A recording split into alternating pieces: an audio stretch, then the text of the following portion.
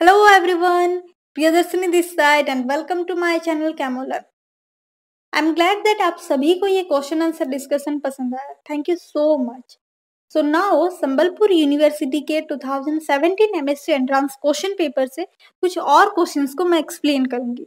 इसके previous video में कुछ 10 क्वेश्चंस को मैं डिस्कस की थी. अगर आप वो नहीं देखे हैं तो click on the link given below in the description box. तो स्टार्ट करते हैं. First is which of the following is an inert complex. 4 options available है.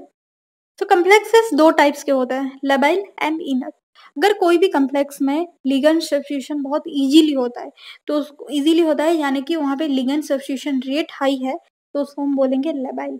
ऑन द अदर हैंड अगर कोई भी कम्प्लेक्स में लिगेंड सब्स्टिट्यूशन रेट स्लोअर है या फिर बहुत इजीली नहीं हो पाता है वहाँ पे लिगेंड सब्स्टिट्यूशन, उसको हम बोलेंगे ई नट कम्प्लेक्स. तो ये डिपेंड करते हैं 3 फैक्टर्स के ऊपर. First is size. अगर size of the metal atom और आयन छोटा है तो वो क्या करेगा, अपनी चारों ओर लिगेंड्स को बहुत ज्यादा अट्रैक्ट करके रखेगा, उसके ज्यादा इन्फ्लुएंस रहेगा, तो यहाँ पे लिगेंड सब्स्टिट्यूशन इजीली नहीं हो पाएगा, तो ये ई नट हो जाएगा. Second is charge on the metal. अगर मेटल आयन का चार्ज बहुत ज्यादा होगा, पॉजिटिव चार्ज, तो वो लिगेंड को बहुत ज्यादा अट्रैक्ट करके रखेगा और ज्यादा अट्रैक्ट करके रखेगा तो लिगेंड सब्स्टिट्यूशन रेट भी कम होगा, तो ये हो जाएगा E naught. Third is number of d electrons and configuration. Number of d electrons को बेस करके कुछ सभी कम्प्लेक्स को लेबाइल और ई नट में कैटेगराइज किया गया है. आप ये टेबल देख सकते हैं.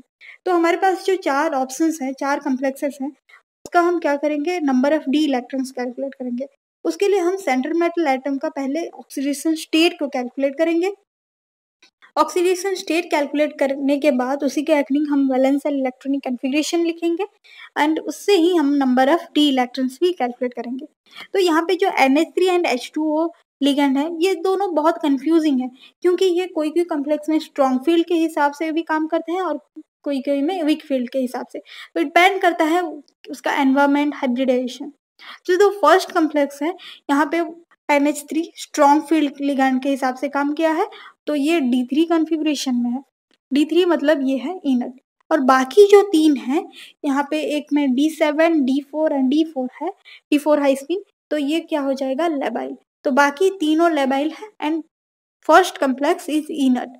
सो option A will be the right answer. Second question is the successive emission of 2 alpha and 2 beta particles from the radionuclide results. तो ये आया हुआ है न्यूक्लियर केमिस्ट्री से.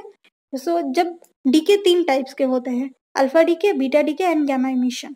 अल्फा डीके में अल्फा पार्टिकल निकलता है, मतलब डबली चार्ज हीलियम पार्टिकल. हीलियम से अगर 2 इलेक्ट्रॉन्स निकाल दें तो He2+.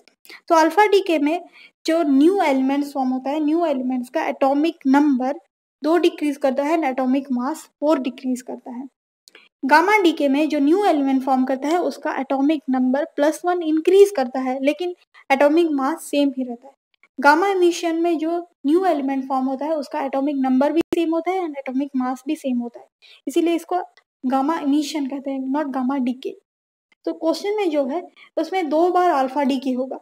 2 बार अल्फा डीके होगा तो एटॉमिक नंबर 4 डिक्रीज करेगा एंड एटॉमिक मास 8 डिक्रीज करेगा. देन फिर 2 बार बीटा डीके होगा. बीटा डीके होगा तो इसीलिए एटॉमिक नंबर अगेन 2 इंक्रीज करेगा लेकिन एटॉमिक मास सेम ही रहेगा. तो जो फाइनली हमें एलिमेंट मिलेगा उसका एटॉमिक नंबर होगा 84 एंड एटॉमिक मास होगा 212 which is nothing but polonium. So option A will be the right answer. Which of the following CFSE value is correctly fit into the low spin D3 configuration in a tetrahedral system? तो लो spin दिया गया है, मतलब ligands 2 types के होते हैं, strong field ligand and weak field ligand. Strong field ligand low spin complex बनाता है, weak field ligand high spin complex बनाता है. तो स्ट्रॉन्ग फील्ड लिगेंड का स्प्लिटिंग पावर बहुत ज्यादा होता है, इसीलिए यहाँ पे पेयरिंग ऑफ इलेक्ट्रॉन्स होता है. तो ये है हमारा डी इलेक्ट्रॉन्स. डी इलेक्ट्रॉन्स को डीजेनरेट स्टेट है. जब क्रिस्टल फील्ड स्प्लिटिंग होता है तो दो टाइप्स हो जाते हैं, E and T2. Octahedral system में उसको T2G एंड EG कहते हैं लेकिन टेट्राहेड्रल में T2 एंड E. जब स्प्लिटिंग होता है तो इन दोनों का एनर्जी का जो डिफरेंस है उसको हम क्रिस्टल फील्ड स्प्लिटिंग एनर्जी कहते हैं. तो -6 E का -6 डिक्रीज करता है और T2 का +4 इंक्रीज करता है। जब इलेक्ट्रॉन फिलअप होगा तो डेल्टी जब बहुत ज़्यादा है, यहाँ पे स्प्लिटिंग पावर बहुत ज़्यादा है, इसीलिए पहले ई में ही इलेक्ट्रॉन फिलअप होगा, देन T2 में जाएगा, इसीलिए तीनों इलेक्ट्रॉन ई में जाएंगे। जब CFSE कैलकुलेट करेंगे तो -6 into number of electrons in E and +4 into number of electrons in T2, यानी कि -6 इंटू 3 होगा, तो इसीलिए -8 इन DQ होगा। Fourth is the metal ion present in myoglobin. Myoglobin एक प्रोटीन है जो कि मसल फाइबर में प्रेजेंट होता है, और ये भी हीमोग्लोबिन के तरह ही ऑक्सीजन ट्रांसपोर्टेशन में हेल्प करता है। इसमें Fe2+ आयन्स होते हैं। तो वैसे ही और कुछ मेटल एटम हैं जो कि बायोलॉजिकल सिस्टम से एसोसिएट हो गए हैं। हीमोग्लोबिन में Fe, क्लोरोफिल में मैग्नीशियम, विटामिन B12 में कोबाल्ट एंड इंसुलिन में zinc. Fifth one is the descending order of polarisability of the following ions. ये आया हुआ है फेजेंस रूल। तो फेजेंस रूल में जब कैटायंस एंड एनायंस पास होते हैं, कैटायंस का साइज तो हमेशा छोटा है, एनायन का साइज हमेशा बड़ा होता है। तो कैटायंस का साइज जब छोटा है, उसका न्यूक्लियस अपनी बाउंड्री के बाहर जाके एनायन के इलेक्ट्रॉन्स को इन्फ्लुएंस करता है, उसको अपने एनायनिक इलेक्ट्रॉन क्लाउड को डिस्टॉर्ट करता है, उसी को हम पोलराइजिंग कहते हैं। तो कैटायन का ये पावर जो है वो पोलराइजिंग पावर है, जो कि वो एनायन का इलेक्ट्रॉन क्लाउड को डिस्टर्ब करने का होता है। लेकिन पोलराइजेबिलिटी क्या है?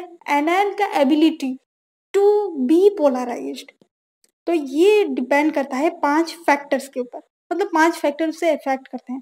First is small size of cation, second is large size of anion, high charge on cation, high charge on anion and electronic configuration of cation.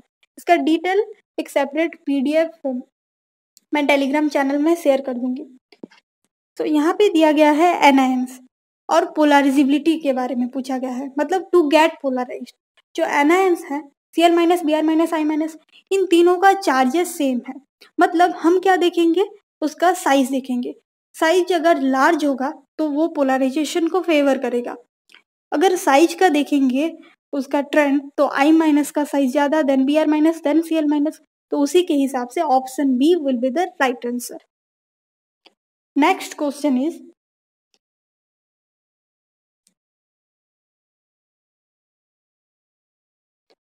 The vapours obtain. अगर हम NaCl, K2Cr2O7 and concentrated H2SO4 को मिला दें तो एक vapour मिलता है। उसी वेपर को अगर NaOH सॉल्यूशन से पास करवाएंगे तो वो येलो हो जाता है।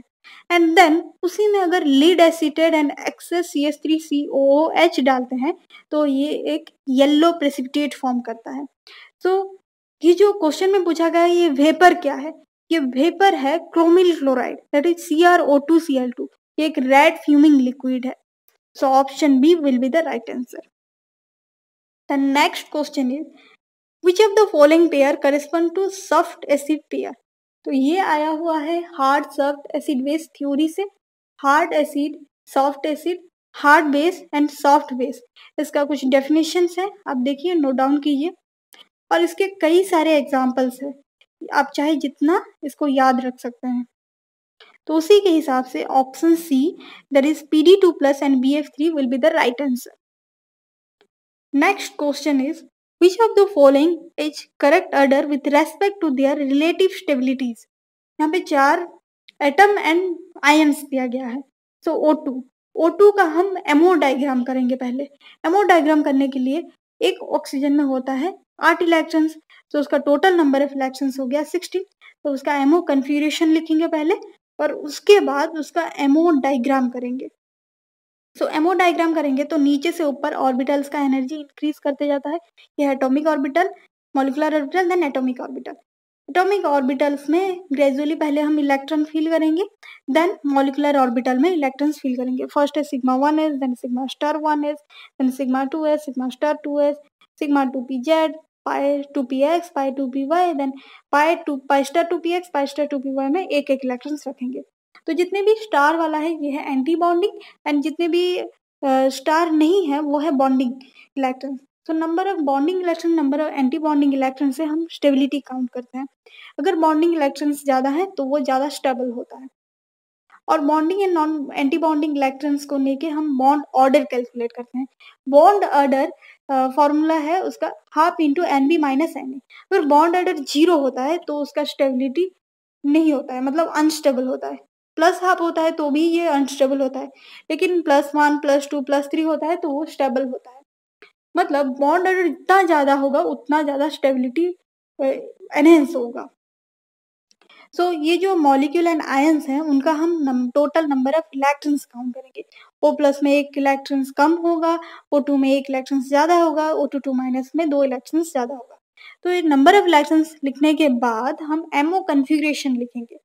MO कन्फिग्रेशन के बाद हम total number of bonding electrons and non anti bonding electrons count करके बॉन्ड ऑर्डर निकालेंगे, और बॉन्ड ऑर्डर से ही हम स्टडी करेंगे वो स्टेबल है या फिर अनस्टेबल है। तो बॉन्ड ऑर्डर जितना ज्यादा होगा, यानी कि हमारा O2+ का 2.5 है इसीलिए वो सबसे ज्यादा स्टेबल, लेकिन O2 माइनस का 1 है तो ये सबसे कम stable. 19 which chemical test will distinguish the compound shown below. तो यहाँ पे 4 टेस्ट दिया गया है। First is Beilstein flame test. Beilstein flame test में ऑर्गेनिक हैलाइड्स को हम डिटेक्ट करते हैं। तो इसमें क्या किया जाता है, एक कॉपर वायर लेते हैं, क्लीन करके उसको बंसन बर्नर में हीट करते हैं। हीट करने के बाद उसको सैंपल में डिप करके अगेन फ्लेम में हीट करते हैं। अगर वो एक ग्रीन फ्लेम देता है तो वो टेस्ट पॉजिटिव होता है, अदरवाइज नेगेटिव। ये टेस्ट को आजकल और नहीं किया जा रहा है। Second one is ethanolic silver nitrate test. यहाँ पे इन प्रेजेंस ऑफ इथानॉल हम हमारे कंपाउंड में सिल्वर नाइट्रेट डालेंगे। सिल्वर नाइट्रेट से वो AgX फॉर्म करेगा। अगर फ्लोराइड होगा तो वो AgF फॉर्म करेगा, अगर क्लोराइड होगा तो वो AgCl, ब्रोमाइड होगा तो AgBr एंड आयोडाइड होगा तो AgI। देन उसको कंफर्मेटरी टेस्ट के लिए फिर NH3 डाल के किया जाता है और उसका प्रेसिपिटेट को स्टडी करते हैं। तो यहाँ पे ब्रोमीन है तो इसीलिए वो क्या होगा, AgBr यानी कि पेल क्रीम प्रेसिपिटेट फॉर्म करेगा। तो third is sodium fusion test, यानी कि लेसर्जन टेस्ट। लेसर्जन टेस्ट में क्या करता है, elemental analysis for the qualitative determination of presence of foreign elements like halogen, nitrogen, sulphur. तो यहाँ पे क्या किया जाता है, एक क्लीन ड्राई टेस्ट ट्यूब लेते हैं, वहाँ पे एक सोडियम मेटल लेते हैं, सोडियम मेटल को हीट करके रेड हॉट करते हैं, उसको फिर फ्यूज करते हैं, ग्राइंड करते हैं। ग्राइंड करने के बाद उसमें पानी मिला के एक फिल्ट्रेट बनाते हैं और फिल्ट्रेट को फर्दर एलिमेंटल डिटेक्शन के लिए यूज किया जाता है। D is Fehling test. Fehling test में तो आपको पता है फेलिंग सॉल्यूशन बनाया जाता है, Fehling A and Fehling B से, फिर उसको कंपाउंड के साथ फेलिंग सॉल्यूशन को मिलाते हैं। अगर वो रेड प्रेसिपिटेट देता है तो वो पॉजिटिव है, और ये एल्डिहाइड पॉजिटिव दिखाता है और कीटोन निगेटिव। एल्डिहाइड ही रेड प्रेसिपिटेट दिखाता है, कीटोन निगेटिव। तो ये जो चारों ऑप्शंस हैं, चारों ऑप्शंस को स्टडी करने के बाद ये होता है कि सिल्वर नाइट्रेट टेस्ट ही इन दोनों को डिस्टिंग्विश कर सकता है। सिल्वर नाइट्रेट टेस्ट से फर्स्ट मॉलिक्यूल पॉजिटिव होगा और सेकंड इज नेगेटिव, क्योंकि bromine atom sp2 hybridised carbon के साथ अटैच्ड है फर्स्ट मॉलिक्यूल में, सेकंड में sp3 कार्बन एटम से। So I think option B will be the right answer.